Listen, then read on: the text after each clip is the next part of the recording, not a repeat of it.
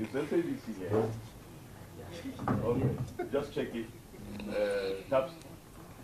Good afternoon again, and thanks very much for your patience. We know for the whole week we've been receiving a lot of calls from you, but as much as you also have a work to do, we also have to ensure that whatever we're going to give you, it's going to be what we have been able to gather. At this stage, I'll give over to, or maybe just before we go there, let me also make mention of the fact that we have MEC Wessels Morweng of the Northwest Department of Community Safety and Transport Management. It is important to get the department correct because most of you get it wrong. It's the Department of Community Safety and Transport Management. Alongside the MEC is Deputy Provincial Commissioner, General Patrick Asane. Without much ado, I'll give over to the MEC to read the statement. Thereafter, then we'll field the questions. MEC. No, thank you very much, Ralph. Let me greet General Asane and greet the members of the media today who responded to our call when we wanted to inform the society. Without any waste of time, let me read out the statement that we have prepared. There had been a lot of activities since we last engaged you on Monday. As indicated then, the resurfacing of the illegal miners is a police operation. The plan to resurface them is divided into 3 phases. The first phase, which has been completed, began on Tuesday and was completed on Wednesday. This phase included clearing boulders and concrete slabs which had been on the entrance of the shaft. The second phase, which was done on Saturday and yesterday on Sunday, was to bring together the machinery and the equipment that include a camera to be lowered to assess the state of the shaft. This assessment is to gather information on the type of the gases down there, how harmful, and also to confirm the number of the illegal miners and their state. Once all this data has been analyzed, we will know when and how to begin the third phase. This phase is a delicate one, and to ensure that all illegal miners are resurfaced safely in a humane way. It is worth mentioning that on Friday was a note that was sent by the illegal miners saying there are approximately 500 illegal miners underneath, and 300 of them they are unwell. They also requested more food. Some of the people who resurfaced had indicated that they had been held against their will and were basically forced to stay there. Since the media briefing last week on Monday, on the 20th of November 2024, nine miners came out, 9 illegal miners, that's with emphasis, came out through Margaret Shaft. Of these 9, 7 are Mozambicans, 1 from Zimbabwe, and 1 is a South African. On the 23rd, 12 came out again through the Margaret Shaft, 11 were Mozambican, and 1 is Zimbabwean. On the 24th, 14 came out of the 10 shaft, and all of them are Mozambicans. This is the shaft the mining authorities had indicated that it is flooded. And again, it is worth mentioning that these illegal miners, they were wet, which proves it enough that there is water at that shaft. Today, 20 resurfaced and 15 were Lesotho nationals, 3 Mozambicans and 2 Zimbabweans. Thank you very much. Thank you again, MEC. We will, at this stage, colleagues, field questions. As always, we know the drill. You would indicate the media house you coming from, your name, and then the questions. Again, we are pleading that so that we can field many questions. If we could try to avoid preambling questions with long statements. Contextualizing the question is one thing, but preambling the question is another. If we can see hands, 1, 2. Can we take the first 2, then we'll come. You'll be the first buff. Yes, thanks. By the way, you were the first one the last time. Bravo, Boromir, and not Pedro. From Eyewitness News. Thanks, Let me see if you could just give us some details, please, if you're able, on the assessments that the cameras were able to find on Friday. What gases are we told are down there? What numbers are we told are down there? And what other additional information are we able to get from that assessment? The second is just clarity on the number of the people who emerged at last. A friend, I think, had updated us on 14. You just mentioned 20 between last night and today. So if we could just get clarity on that as well. And then just the last one, driving back to here from shaft 10 via 11, it's entirely empty. There's absolutely no one at shaft 11. If you could get a sense of why the mining rescue team that was there on Friday isn't there today. Are they waiting for these assessments, to finalize the assessments before they then return? Why is it now quiet and everybody seems to have moved to shaft 10 and no longer at 11? Thank you. Second one. My name is Stilfontein. I'm from Nationalities. I also wanted some clarity on, it isn't quite clear to me, was the camera sent down already and now they have to assess the footage, or must it still be done? And by when do you expect the actually phase number 3 to start, to get the people out? Thanks. MEC and General. MEC? Yeah, General, I think you must assist us on this one, especially the accuracy of the numbers. Then I will deal with other things, and also the gas issue. Then I will deal with other things. No, thank you very much, MEC colleagues. What is the result of the assessment that has been done? We have not yet received the results. The experts are still doing that. They explained to us that it is quite an elaborate process that they are dealing with. They are not only assessing the exact numbers that were said to be underground, they are looking whether there are also those that are unable to come up on their own, the levels of methane gas underground, whether also there's no flooding that is there. So the results have not yet been provided to the MEC. We have been in constant contact with the proto team. As soon as they have made the assessment available, that is when we will know when phase 3, that is the rescue itself, has to start. The other issue is that from the MEC's statement, from the 22nd up to today, so far 55 miners have resurfaced as per the nationalities that the MEC have indicated. So we have 55. What I can say is that since the last time when you were here and the minister was here, so far we have 1,259 illegal miners who have since resurfaced without government getting into phase 3, that is the rescue itself.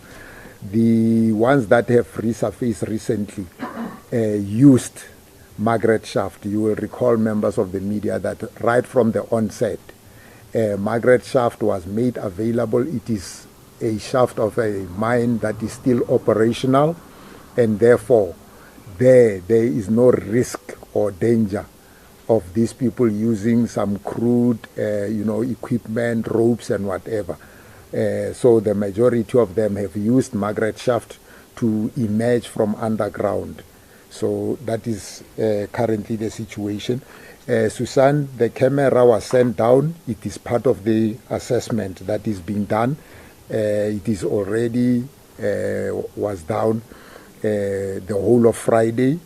It was down, and then we are just waiting for the results from the experts. No, thank you very much. Key to indicate that the process went very well of extracting the data and verifying the data. Of course, there's a methane gas that is very dangerous for any human being. That is one of the challenges that are there.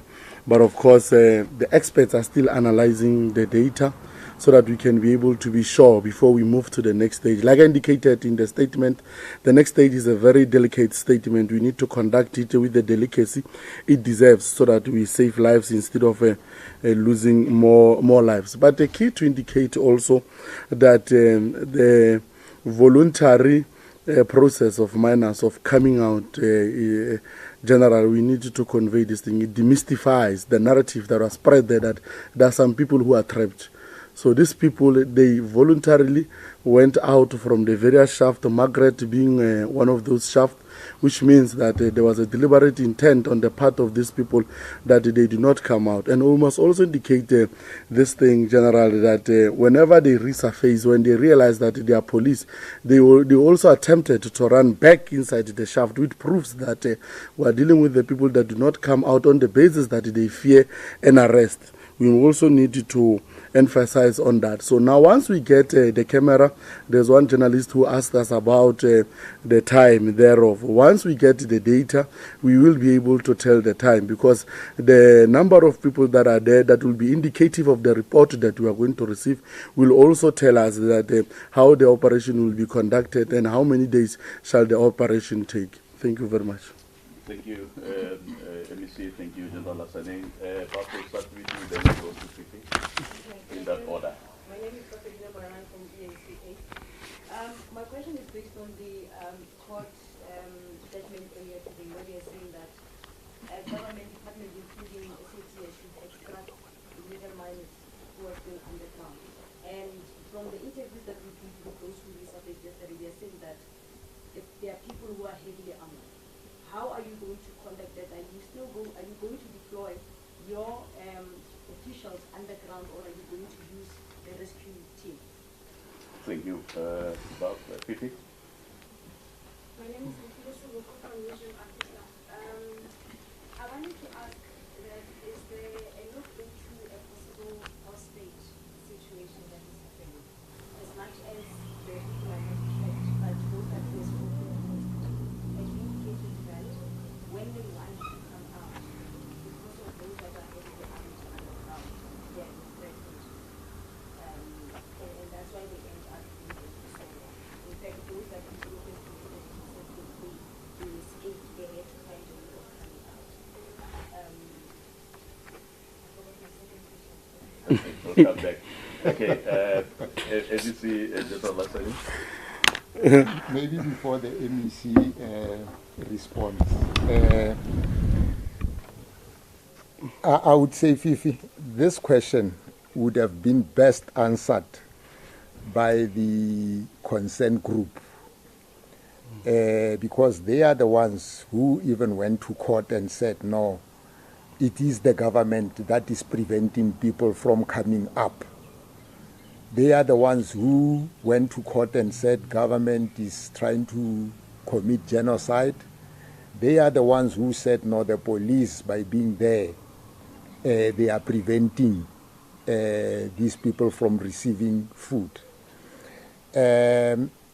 Bafedile speaks about the court judgment. It is important that we understand what was in the court judgment and what did the court said.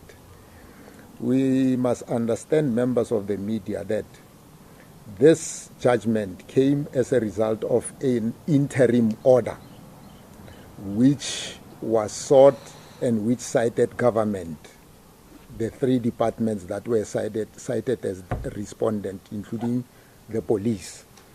And once the government had put its position to the court then, having assessed all the available facts and evidence before it, came to the conclusion that there was never this issue of government doing all the things that government was accused of.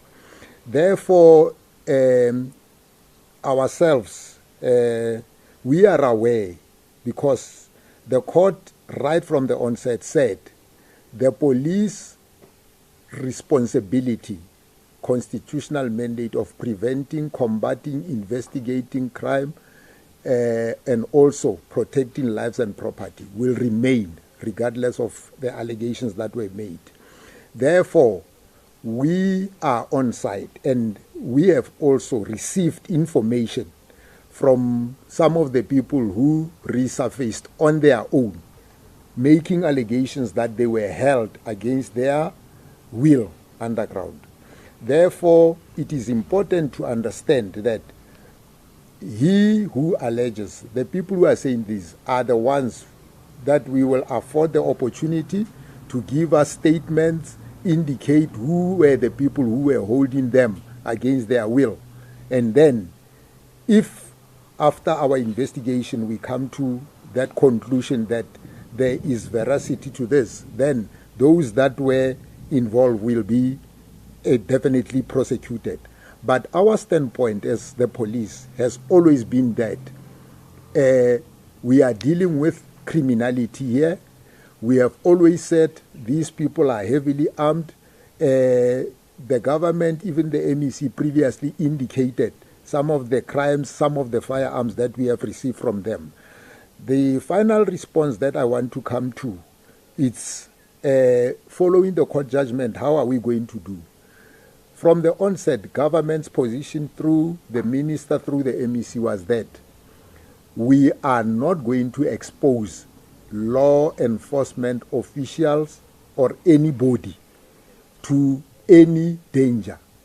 So how we are going to do this, the MEC has said it before, to say we will use machinery, we will use state-of-the-art equipment guided by the experts that are there. So that's how this thing is going to be going on. Not police, not anybody. That's not the court, what the court said, that we must go underground. So we must not keep on going around circle and, confusing issues. Thanks, MC.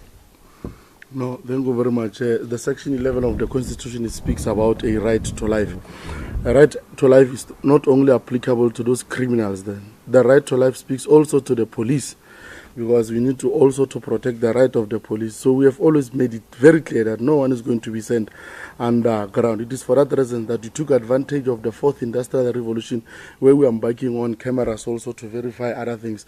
Yes, we are dealing with criminals. They are heavily armed. That's a fact. It has been proved with the number of guns, illegal guns, that also, and other dangerous criminals that were able to be confiscated as part of these operations. The police, they've got a process of dealing with that, and we will get those guns as part of also the evidence, and also as part of the process of making sure that we disarm them. So in a quest to make sure this thing does no longer perpetuate going forth. I think most of the questions the general have answered them.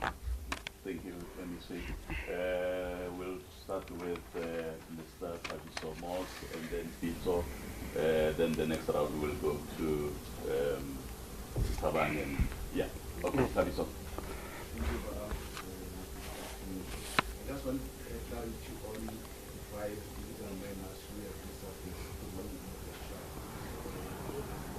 about the health condition, and also they apprehended, they formally charged and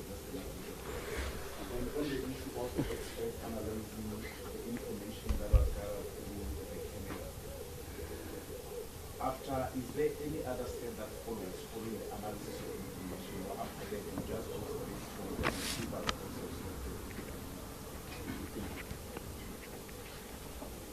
Okay, thanks. Pito? Good afternoon, General. Pito from Times. General, I'm not sure whether was there an opportunity to interact with those who just resurfaced, and what is the situation down under the General, because we've been informed that those underground are weak, very sick, in bad health conditions. I'm not sure whether there's such questions being raised or maybe posed to those who just been resurfaced and questioned about the conditions underground, that they need food and lights and lights and lights. Thanks. Okay, thanks. MEC, we have just been joined by some of the colleagues. The colleagues, we apologize, we have started earlier than, we welcome you. MEC and then General Asane. Yeah, the next step that follows, Tabiso, is to extract those illegal miners and arrest them. It is as simple as that. General, speak to the state of the miners that resurfaced when you were cross-questioning them, rather. Okay. The 55 that has resurfaced from the 22nd until this morning, the majority are from Margaret Shaft. And the reason why this is of importance to government and everybody who's here is to dispel the narrative that says that these people have been held underground against their will and whatever. Margaret Shaft, right from the onset, was made available and they could have gone there. Now, that's where this issue of people being held against their will comes now to the fore. And like I said, we will investigate that to say if indeed there's such an allegation, they must tell us who, and then we will deal with that. It is our responsibility. We have steadfastly, even before the court, and the court agrees with us, that this is crime. It is a crime. To mine, you must have the necessary documentation and whatever. And to possess a firearm, you must be licensed. To do everything that these people are doing, the law clearly says what is crime and criminal. So these people, as and when they are coming up Tabisomos, we arrest them. We are not going to negotiate, but we are also doing that, taking into account our constitutional responsibility and mandate. Those who require medical treatment, as members of the media, you've been here, you have seen government has put medical people there, ambulances. Those that require medical assistance, obviously they will be taken. But those who are in a fit state, they are taken directly to the detention facilities. They are charged accordingly. We are dealing with each situation as it unfolds. You have heard from the report by the MEC, the majority of these people are foreigners. It's not xenophobia, but are people who have violated and transgressed the South African Immigration Act, which says for you to be in South Africa, you must enter through a gazetted port of entry, you must have valid documentation and whatever. And for you to remain here, you must also have a legitimate reason for you to be here, not to commit crime. So let us dispel this notion that no, these are people who are being persecuted and whatever. From a policing point of view, we are going to deal with this, and the court agrees with us as crime. What is the situation underground, Pito? Again, like I said to Refilwe, we must remember we have been operating on the basis of the narrative of people, including from the local communities, who have been saying there are a lot of dead bodies, there are sick people and whatever. But there was never any independent verification of what they are saying. All that we did was to say, let's call the experts. Let them tell us, is this what is happening?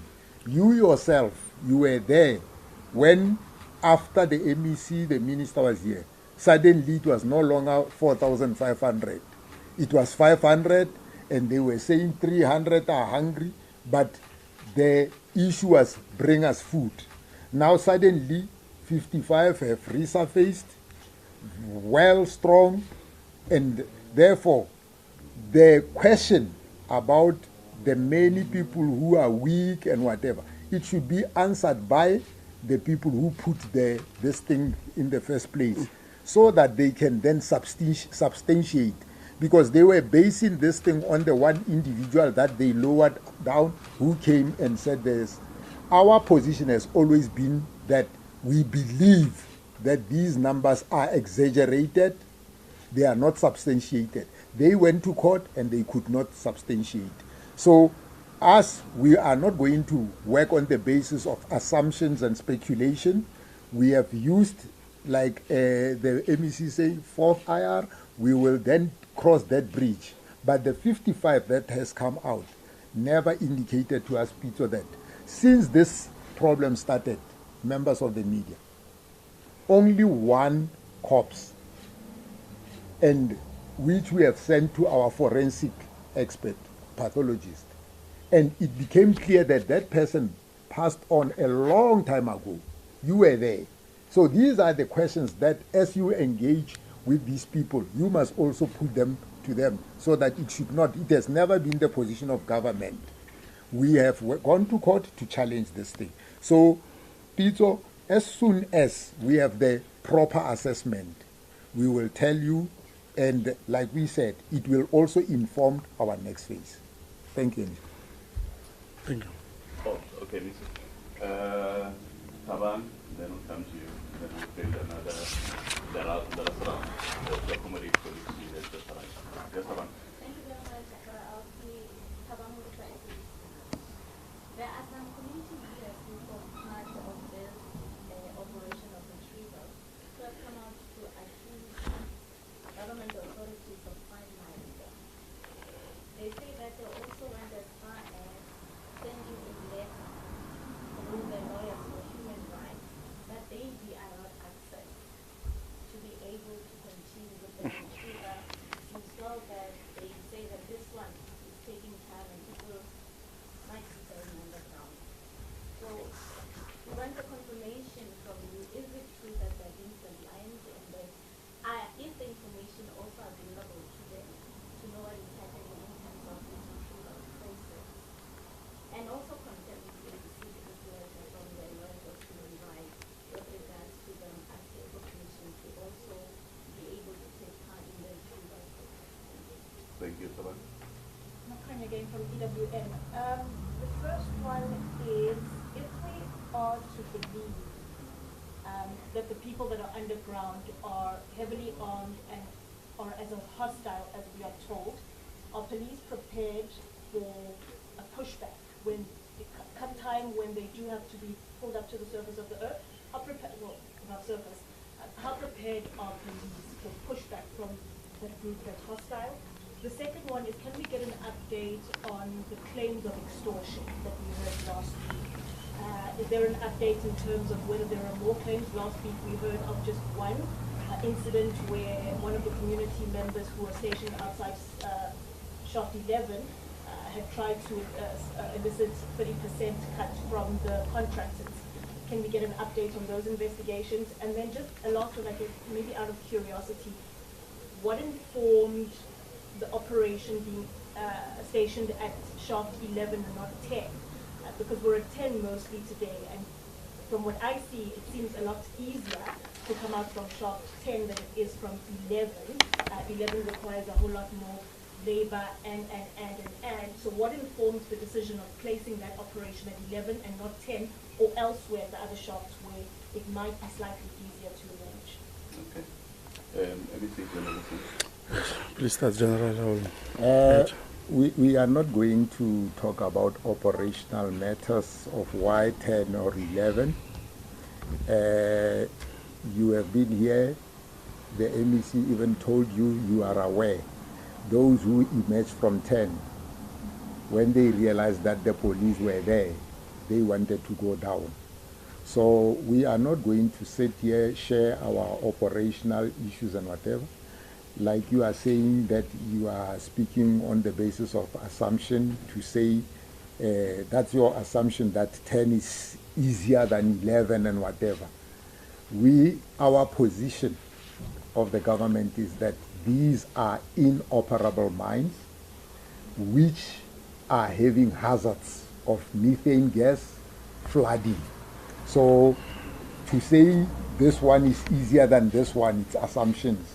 But as to what you see on the ground, it's your observation. But operationally, we are not going to be sharing this because some people are also sending information to these people to say the police are here and whatever. So we will deal with it. This thing of extortion, media, we need to be also proactive. if there's any extortion, there would be a complainant. Now, the report that is in the media says there is one of the people who went to one of the mine rescue teams to demand 30%. The mine rescue team has been called by the government. The MEC has led this task team. It is disturbing that none of the mine rescue team has ever said I was approached, there was this extortion. But there is this narrative that is there. And for us as the police, it's tantamount to chasing after ghosts. We are being sidetracked to focus on non-existent issues, and then we lose focus. So until anybody can say, no, there is complainant X who came and said, I've been extorted, then we can start talking about that. But as far as we are concerned as the police, nobody has come up except this thing that is there to say there's extortion. The issue of the people being heavily armed and whatever, it is not a thumbsuck. We have in the past proven incidents where illegal miners are heavily armed, they have shot at securities, they have shot at the police and whatever. But it is also how we have structured our operation. So whoever is in illegal possession of a firearm, whoever is mining illegally and whatever, we will enforce the law without fear or favor. And we will seize, confiscate whatever that is in their possession that they are not supposed to possess. Be it explosives, be it firearms, be it gold-bearing material, we will confiscate that. And we will do that within the confines of the law. So it must be clear. And then the last issue that I want to talk to Thabang. The media, like I say, let us be clear and not also be seen to be pushing this thing. The court case that we are all talking about, how did it come about? It came about when these people were saying government and by extension the police are preventing them to remove these people. The court, after we put our case, agreed that the experts that are there are saying this thing is dangerous not only to the police but to themselves only, and also to them. So I'm not sure whether we are talking about issues of tenders here or whatever, when people are saying they are being sidelined. Are they experts? Because even the court says non-essential service personnel must not be anywhere near that place. The court agreed that only people with the necessary expertise must do this thing. So as and when these people are engaging new media, don't just take what they are saying to say they are being sidelined and whatever. The evidence that we are putting before the people of this country and your good selves, which we request you to communicate, is to clearly show that what has been put forth, it's far from the truth. Nobody is being sidelined. They themselves, at one point, when we wanted to say, how do you communicate? They told us, no, their rope is worn out and whatever, and the court agrees with us. So there's nobody who's being sidelined, and this thing, it's not about saying, no, let's give these people the opportunity and whatever. This is a no-go area for non-emergency service personnel, and we will regard it as such. Anybody has the right to approach, whether it's the South African Human Rights Commission, whether it's the court. After all, we are a constitutional state. So, and if the South African Human Rights Commission or anybody that believes that they want to know, they are free to come forward and we will put our case without any ambivalence. So it must be clear. It is their right if they want to go and see the Human Rights Commission. They have gone to the court. they failed in the court to prove their case beyond reasonable doubt. Thanks, Amy. No, thank you very much. I think we must be very careful because we'll end up being taken up and down like a yo-yo, and it's something we're not going to allow. The same people, when you were interviewing them 2-3 weeks ago, they indicated to you that government doesn't care. They are there taking people beneath the ground and all that. The caring government came forth to intervene so that they can be able to step back, and essential workers working with the police can be able to do this thing, and the government shall be able to carry responsibility. When we do that, the same people again, they want to put pressure that they should be allowed because government is taking long and all that thing. So we need to be very careful that people must not take advantage of the fact that we listen to them and they abuse us and they make us to chase a ghost, like the general is indicating. So we'll be steadfast and focused and not listen to those views that its intended purpose is to divert us from our objective. Thank you very much. Thank you, MEC. Colleague, can we take the last round, please? I'm sure you also need to verify the PP. I've noted you, PP, but can we also look at colleagues who have arrived, who have just arrived, so that we also accommodate them? Resilica, are you okay? Okay. Okay, I'll take PP and Susan, and those will be the last. Thanks. In that order, PP and Susan.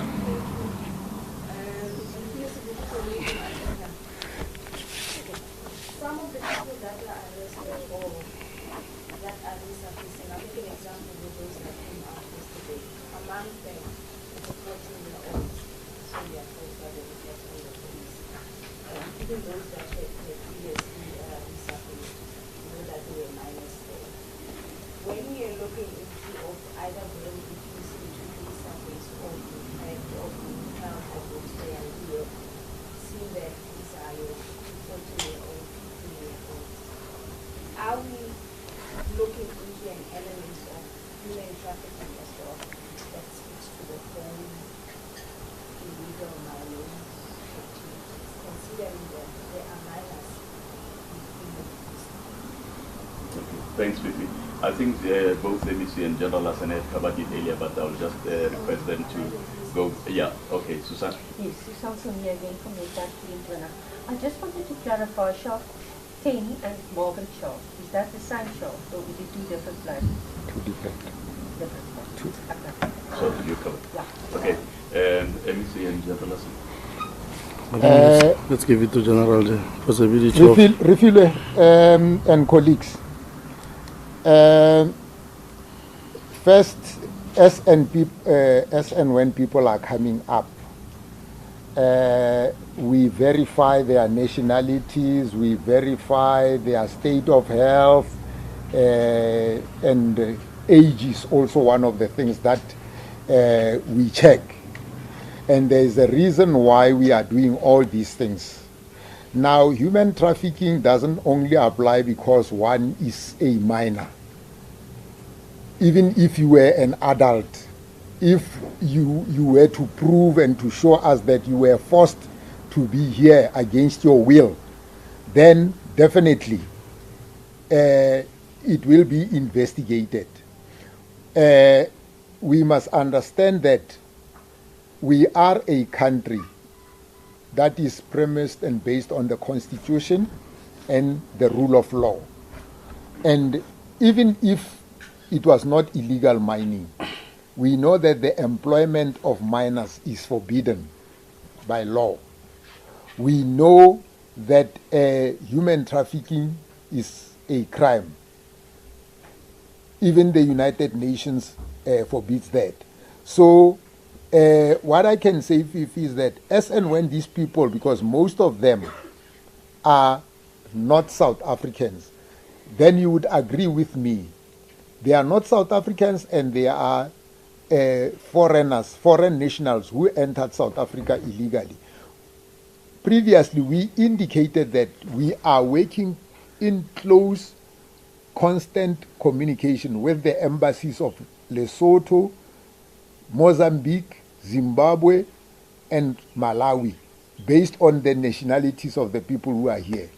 So as and when this person comes and say, I am a 14-year-old, obviously we will engage the embassy. They will then make a follow-up because their data is not on our database of human, home affairs. So we will look into that and then come up with a proof to indeed say this thing, because obviously the parents or wherever he comes from is not information that is available to the South African government. So it is a process that the government will embark on. So Susan Leos was just to check whether it's the same shaft. Margaret, it's something else. It's a shaft of an operational mine by Harmony Gold. These 11 and 10 shafts are shafts that were previously closed, baffles, and they are not operational. And that's where all the danger is. No, we're fine. Okay. Colleagues, thanks again. This brings us to the end of this media briefing. And thank you.